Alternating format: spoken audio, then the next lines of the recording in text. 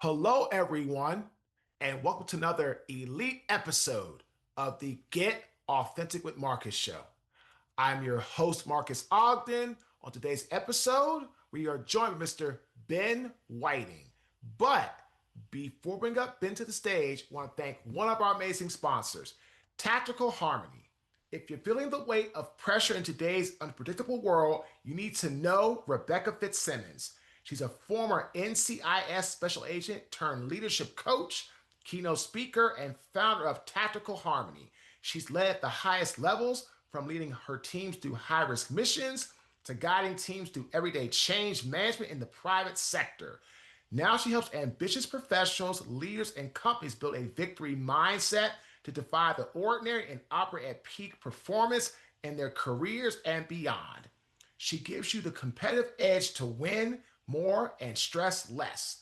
If you want to build an unshakable leadership and build a mindset that wins, visit tacticalharmony.com to learn more. If looking for a great keynote speaker, reach out to Rebecca. She is someone that will leave your team fired up and ready to lead. Now, here he is. Ben, how you doing today, Ben? Man, I am doing fantastic, Marcus. It is great to be here, my friend. Look forward to it, man. Thank you for joining us. Ben, first question, sir. What does the word authentic slash authenticity mean to you? Authenticity for me, it's all about, first and foremost, it's self-awareness. You can't be authentic if you don't know who you are. But also, once you know that, it's the ability to communicate and talk about the things you really, really care about, despite, emotional risk or vulnerability. But not only to kind of speak those things and to talk the talk, but also to walk the walk, living a life based on your values, despite how other people see it. For me, that's kind of authenticity. And when you can do that in the service of others, man, that's when the rubber hits the road for me. Ladies and gentlemen, it's all about being who you are, but I love what Ben said. Be self-aware. You can't be authentic if you don't know who you are. And then when self-awareness and authenticity meet, and at the same time, you bring in a sense of being able to serve others, now you're talking about a different level of authenticity, connectivity, and relatability.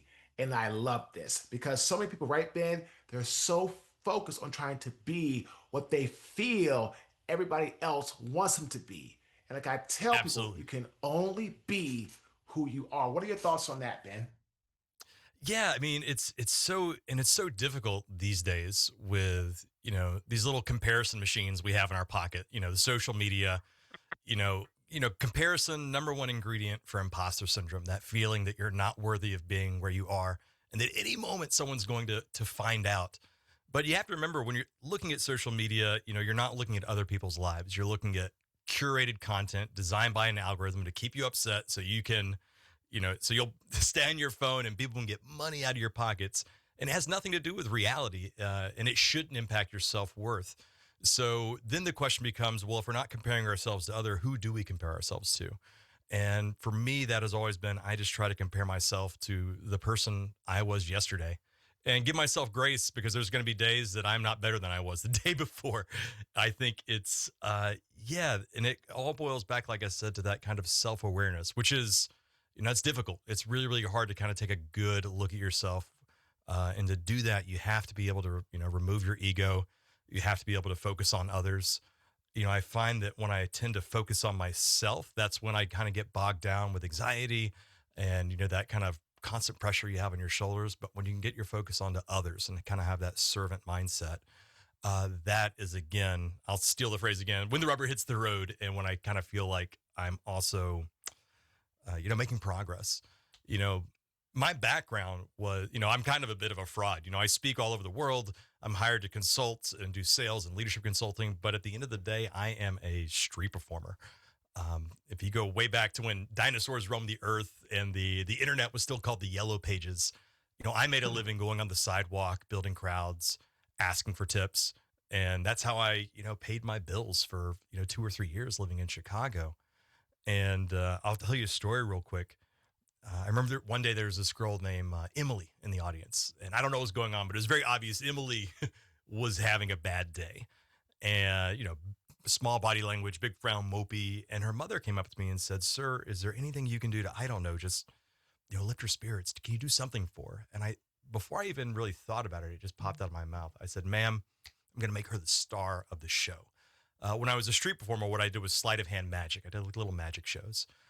So I took my goofy hat off and I put it on Emily. I gave her the vest, the magic wand, and I did the show the way I always did, with one exception. I gave Emily all the credit for the magic I was performing.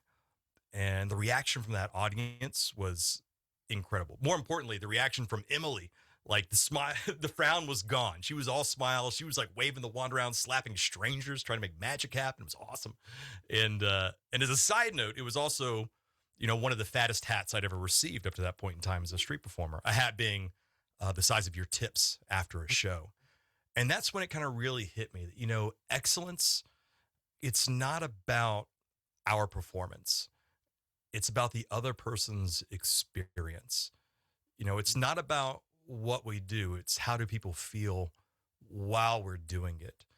But you have to get the focus off of yourself and onto others to do that.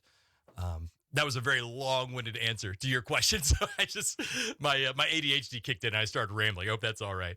No, that was fantastic, man. Because here's the thing.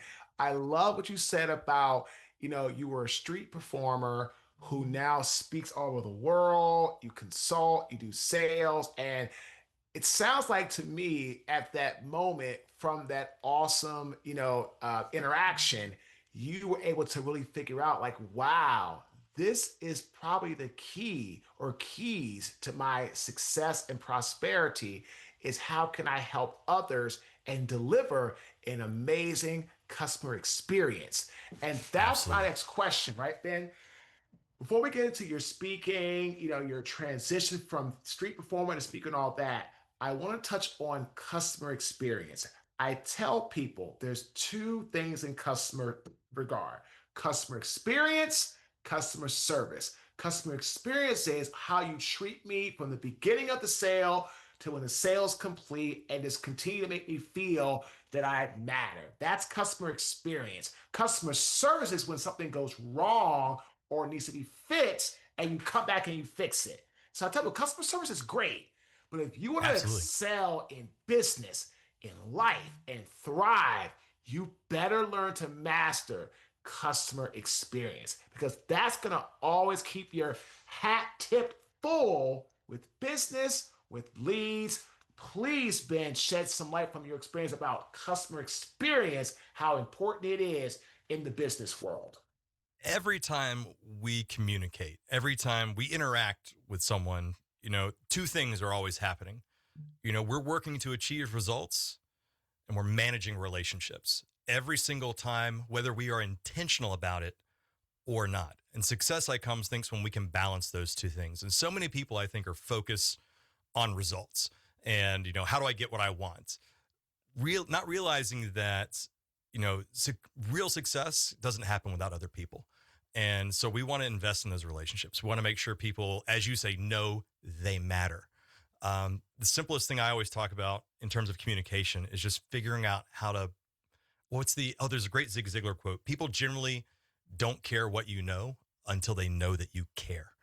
And so it's making sure that people know that we care about them, that their opinion and perspective matters. Even if we don't agree with it, the consideration of it just elevates us in their eyes. Because, if you treat people like numbers, they'll leave you for numbers. If I'm working at McDonald's and I hate my job and I hate my manager and I'm getting paid $4 an hour, I just dated myself because that's what minimum wage was when I was working. I'm getting paid $4 an hour and Burger King across the street is offering the same job for $4.03. I'm leaving that quickly, that easily. But if I love my culture, if I love my manager because I know they respect me, they feel like a friend, it's a lot more difficult to leave a friend than it is to leave a number. And so I agree with you wholeheartedly. Investing in those relationships in terms of customers, you have to think of each customer as a relationship. And I think, there's a fantastic book that came out not too long ago. I loved Unreasonable Hospitality. Also, Scott Stratton has a great story on this in one of his keynotes. I saw him deliver on unmarketing, but it's absolutely essential if you're not considering relationships. Because, like I said, what I realized going back to street performing is it's not really about how good the magic is. It's about how does the audience feel at the end of a show, and if they're in a good place and they feel good and you feel like you have shared values, they're going to want to support you, even if you messed up a trick. So yeah, it's absolutely essential.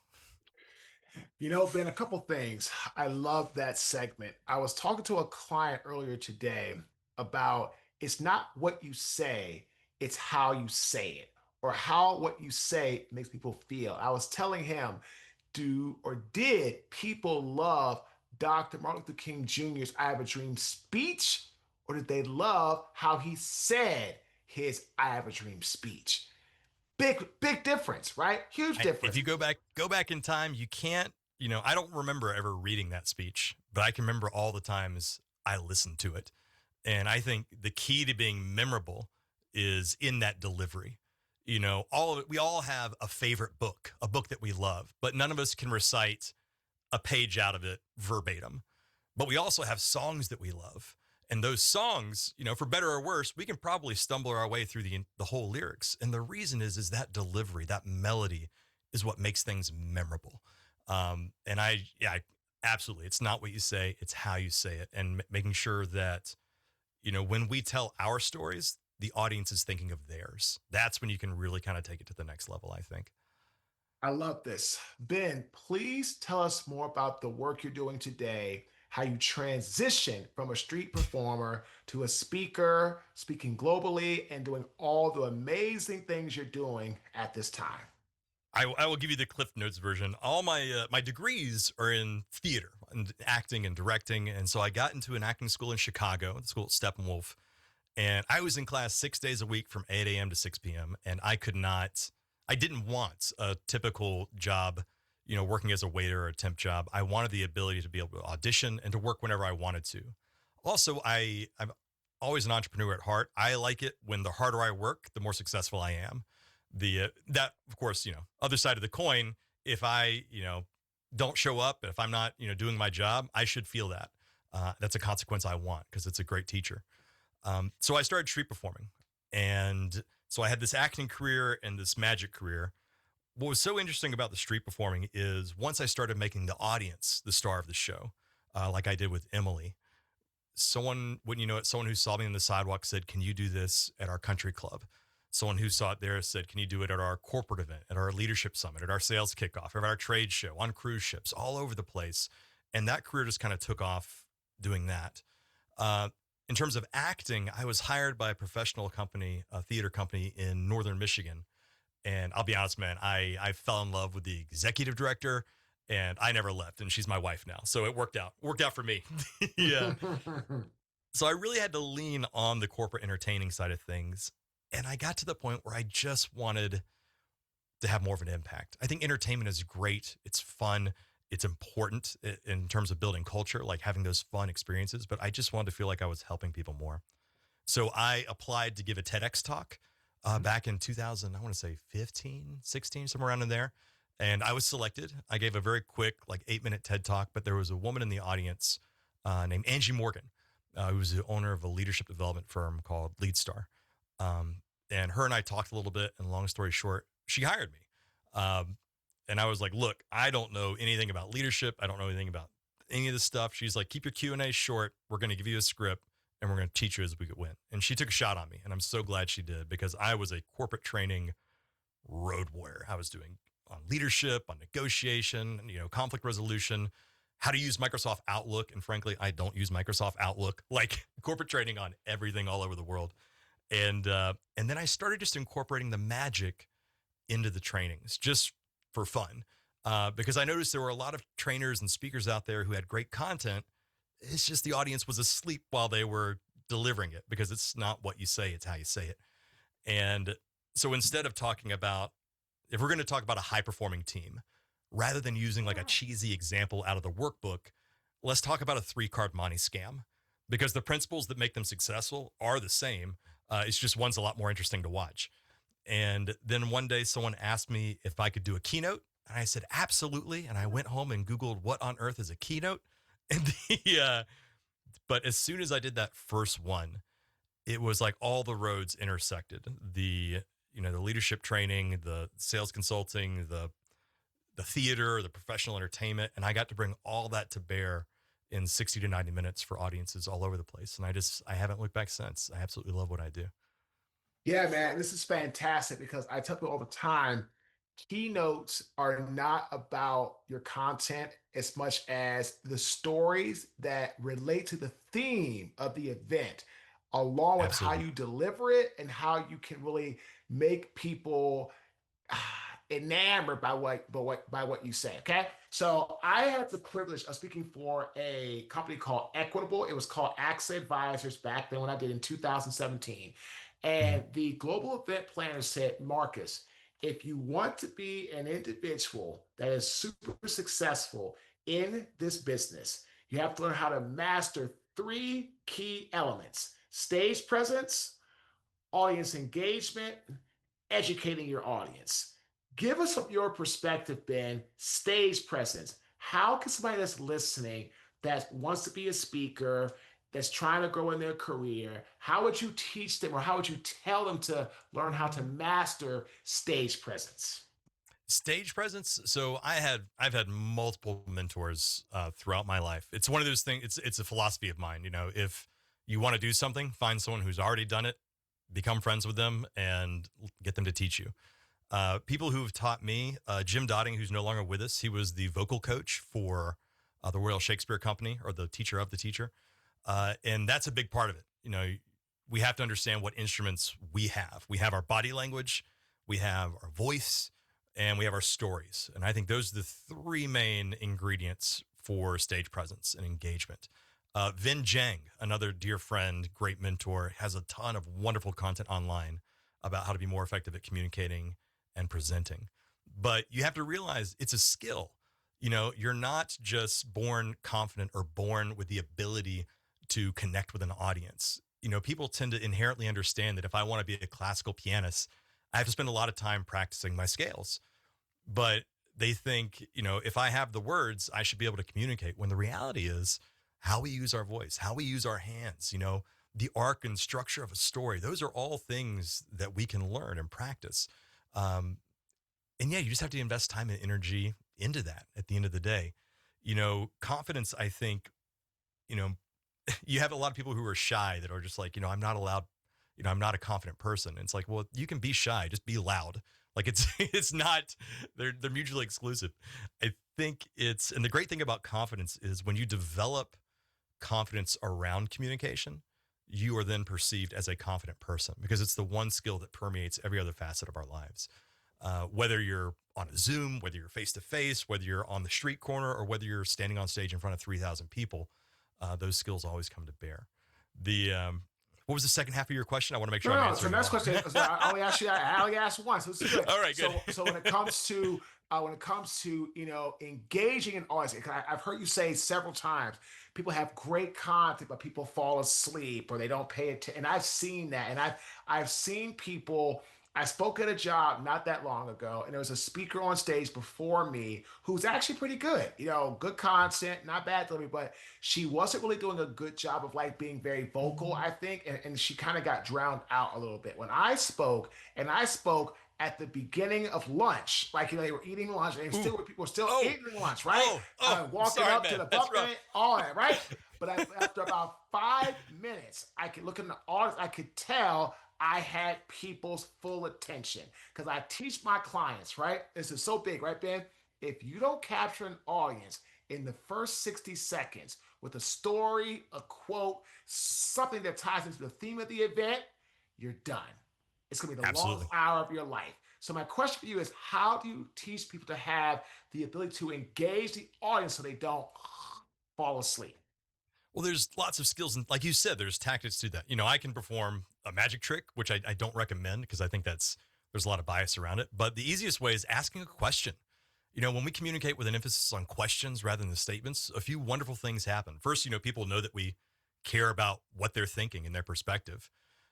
Whatever the answer is going to give us more information so we can adapt on the fly if we need to. And whenever you ask someone a question, it gives them a sense of autonomy, like they're contributing to whatever goal we're trying to achieve or problem we're trying to solve. And people will always support the things they help create. So for me, I want to make sure the audience knows that I'm present. Another skill I think that is not talked about enough in terms of presenting is the ability to listen while you do it. People are always thinking about what's coming out of me, but they're not paying attention to the signals and the communication the audience is giving them, which is, one of the things I was very fortunate to learn as a street performer, because you have to pay attention to your audience. As soon as someone starts to walk away, that gives other people permission to walk away. So you have to adapt to that on the fly. And as soon as you're not engaging or delivering some kind of value, people leave with their money, and then you don't eat. You get very hungry very quickly. So your learning curve has to take off pretty fast. So I would say asking a question, knowing how to tell a story.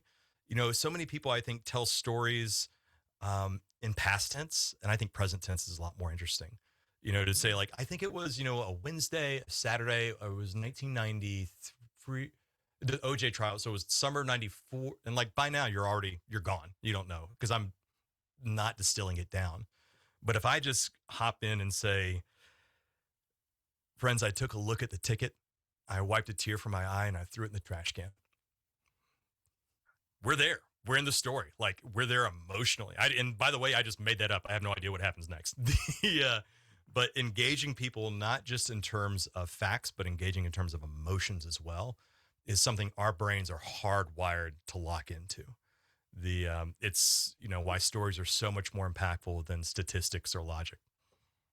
This is why I tell my clients, if you're going to tell a story, it should be your story. Oh That yeah. way you don't mix it up. So when I tell a story, it's like, I was raised by a single father because on Christmas morning in 1988, our mom left us and she didn't come back. And our dad was responsible for raising two boys by himself. My brother was 14, I was 8, and my dad made sure three things happened. We respected ourselves, we respected women, and education over sports. And that's a part of my story I tell every time. And that's true, 100% true. And that's the life that we had to go. But again, when you talk about that, and I talk about that early when I start telling my story, but what I do is I tie in parts of the story to the theme, if it's either leadership or mindset or culture enhancement. This way, the story hits home even stronger in that regard. So, love this, man. Again, if you're not listening to this, if you're a speaker, shame on you. Because again, Ben is talking about a lot of things that I talk. This is the last question, okay, Ben? In Absolutely.